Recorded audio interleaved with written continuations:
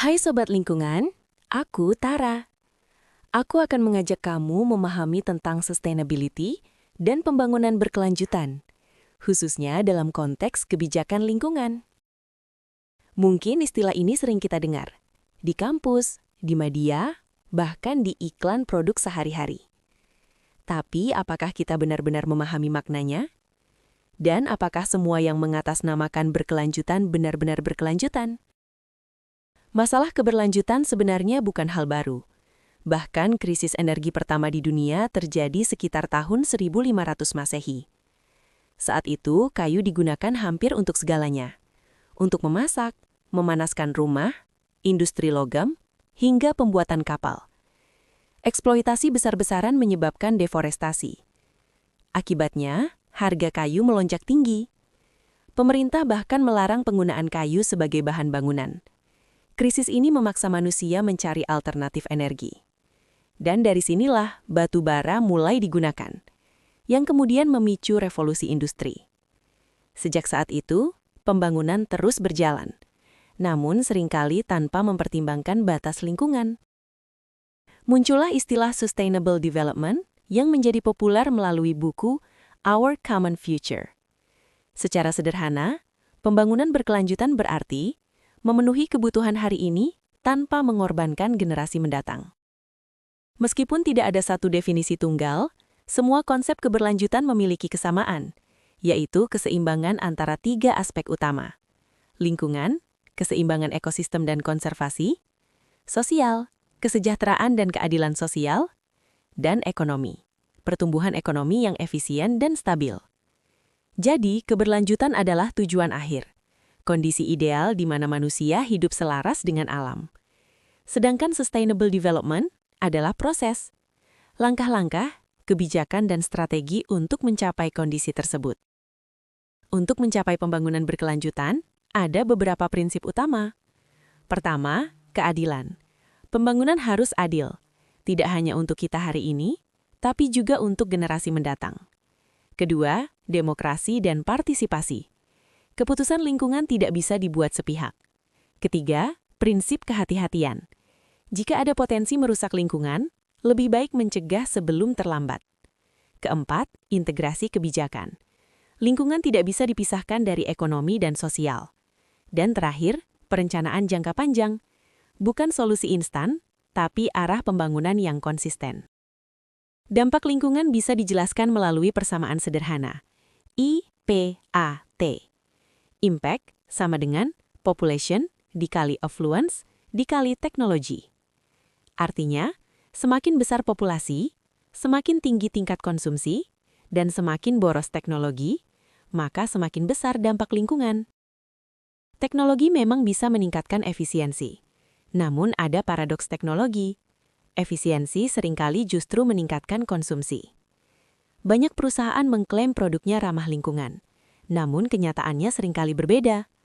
Fenomena ini disebut greenwashing, upaya membangun citra hijau tanpa perubahan nyata. Produk terlihat ramah lingkungan dari kemasannya, tapi proses produksinya tetap merusak alam. Keberlanjutan akhirnya menjadi strategi pemasaran, bukan komitmen lingkungan. Di tingkat global, PBB memperkenalkan Agenda 21, sebuah kerangka kerja pembangunan berkelanjutan. Prinsip utamanya sederhana. Manusia berada di pusat pembangunan, namun tetap hidup selaras dengan alam.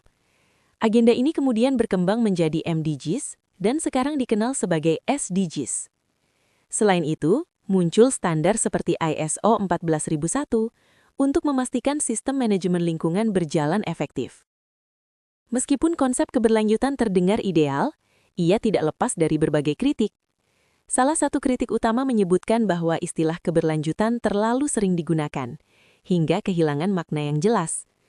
Ia menjadi sebuah buzzword, dipakai dalam berbagai konteks, tanpa batasan dan tujuan yang tegas.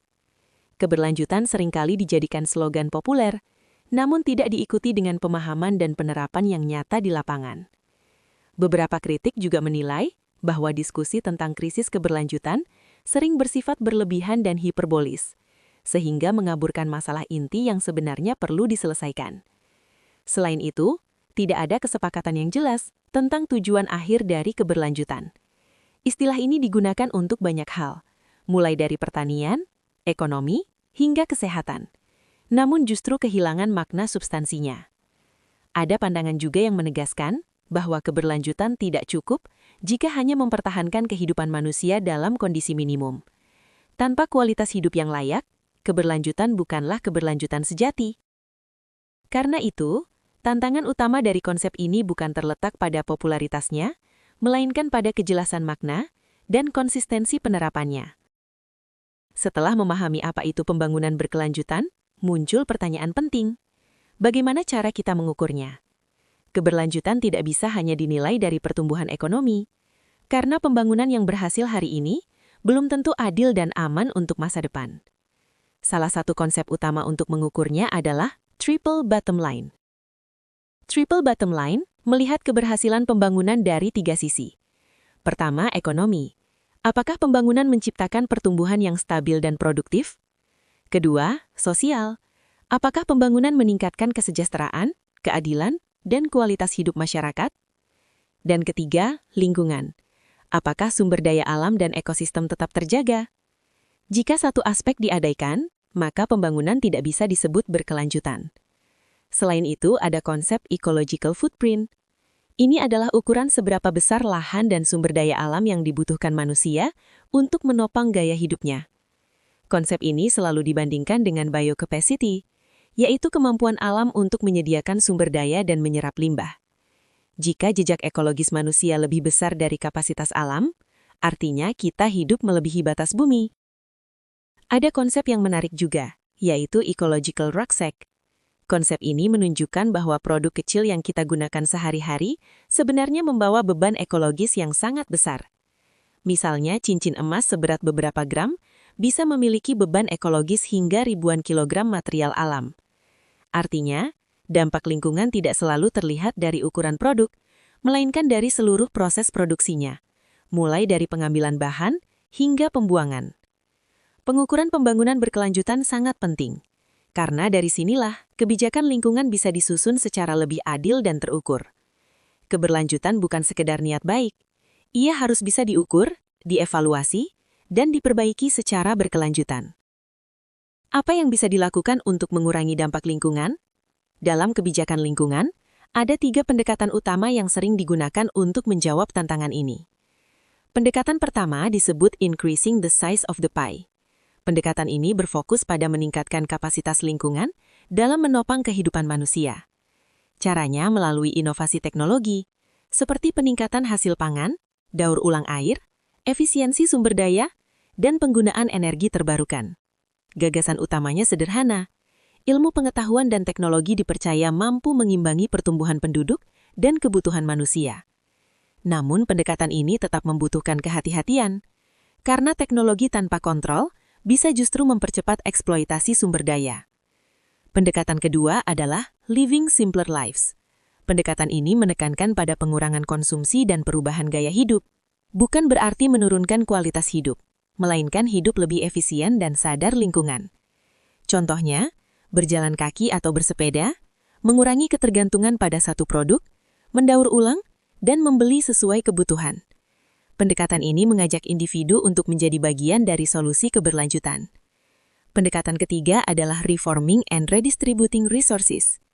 Pendekatan ini menekankan keadilan lingkungan secara global, karena tidak semua negara memiliki sumber daya dan teknologi yang sama. Negara maju didorong untuk membantu negara berkembang melalui transfer teknologi hijau, dukungan energi bersih, pendidikan, dan bantuan pangan. Bahkan negara yang menjaga hutan hujan dan ekosistem penting dunia perlu mendapatkan kompensasi yang adil. Keberlanjutan global hanya bisa tercapai jika sumber daya dikelola secara kolaboratif dan berkeadilan. Ketiga pendekatan ini menunjukkan bahwa kebijakan lingkungan tidak bisa berdiri sendiri. Teknologi, perubahan gaya hidup, dan keadilan global harus berjalan bersama. Tanpa itu, pembangunan berkelanjutan akan sulit tercapai. Pendekatan penting dalam kebijakan lingkungan adalah ecological modernization. Pendekatan ini percaya bahwa pembangunan ekonomi dan perlindungan lingkungan tidak harus saling bertentangan. Justru, keduanya bisa berjalan bersama melalui inovasi teknologi dan reformasi industri. Ecological modernization menekankan bahwa polusi dan kerusakan lingkungan dapat dikurangi melalui teknologi yang lebih bersih. Contohnya, penggunaan energi terbarukan, efisiensi industri, dan sistem produksi yang lebih ramah lingkungan. Pendekatan ini banyak diterapkan di negara-negara maju yang memiliki kapasitas teknologi dan modal besar. Fokus utama ecological modernization adalah perubahan ekonomi dan teknologi industri. Konsep seperti sustainable household muncul dari pendekatan ini, di mana rumah tangga didorong untuk menggunakan energi dan sumber daya secara efisien. Namun, pendekatan ini juga menuai kritik. Karena terlalu bergantung pada pasar dan teknologi, ecological modernization dinilai tidak cukup kuat untuk melindungi lingkungan. Pertumbuhan ekonomi tetap mendorong konsumsi, dan konsumsi berarti penggunaan sumber daya. Teknologi memang bisa mengurangi polusi, tapi tidak selalu mampu menghentikan degradasi lingkungan. Prinsip pembangunan sumber daya berkelanjutan tidak hanya berhenti pada konsep. Ia telah diterapkan dalam berbagai pendekatan global untuk menilai dan mengarahkan pembangunan. Salah satu contoh penerapan nyata prinsip pembangunan sumber daya berkelanjutan dapat dilihat dari Jacobson and DeLucchi Energy Plan. Jacobson dan DeLucchi mengusulkan sebuah rencana transisi energi global yang sangat ambisius. Rencana ini berfokus pada penggantian penuh bahan bakar fosil dengan sumber energi terbarukan. Mereka memperkenalkan konsep WWS, yaitu Wind, Water, and Sunlight. Dalam konsep ini, seluruh kebutuhan energi dunia, mulai dari listrik, transportasi hingga industri, dipasok oleh angin, air, dan matahari. Namun, rencana ini juga menghadapi tantangan besar. Salah satunya adalah kelangkaan material. Teknologi energi terbarukan skala besar membutuhkan material langka seperti lithium dan rare earth elements, yang ketersediaannya terbatas dan berpotensi menimbulkan tekanan baru terhadap lingkungan. Dari sisi biaya, Jacobson and DeLucchi menunjukkan bahwa energi terbarukan sebenarnya lebih kompetitif. Energi konvensional di Amerika Serikat berkisar antara 7 hingga 8 sen per kilowatt jam. Sementara itu, energi angin, panas bumi, dan air berada di bawah 7 sen per kilowatt jam. Energi surya dan gelombang laut bahkan dapat mencapai sekitar 4 sen per kilowatt jam. Meski demikian, pembangunan infrastruktur WWS secara global diperkirakan membutuhkan investasi sekitar 100 triliun dolar AS. Artinya, energi WWS lebih hemat dan berkelanjutan dalam jangka panjang, namun menuntut komitmen investasi global yang sangat besar. Dari sisi keandalan, energi WWS justru menunjukkan performa yang baik. Pembangkit listrik berbahan batu bara mengalami downtime sekitar 12,5% per tahun. Sebaliknya, turbin angin lepas pantai dan pembangkit energi surya memiliki downtime sekitar 2 hingga 5%. Tantangan utama tetap ada. Angin tidak selalu berhembus dan matahari tidak selalu bersinar. Sebagai solusi, Jacobson and DeLucchi mengusulkan kombinasi berbagai sumber energi. Panas bumi digunakan sebagai pasokan dasar. Angin dimanfaatkan pada malam hari, matahari di siang hari, dan energi air digunakan untuk menyeimbangkan antara pasokan dan permintaan energi. Rencana ini menargetkan sekitar 25% pasokan energi dalam 10 hingga 15 tahun. Sementara target yang lebih realistis diperkirakan dapat tercapai dalam 40 hingga 50 tahun. Meskipun rencana WWS menjanjikan dunia bebas karbon, kritik menilai visi ini terlalu ambisius dengan tantangan besar terkait keterbatasan ruang, material, dan infrastruktur global. Pendekatan yang lebih pragmatis datang dari Pekin Sustainable Energy Generation Plan.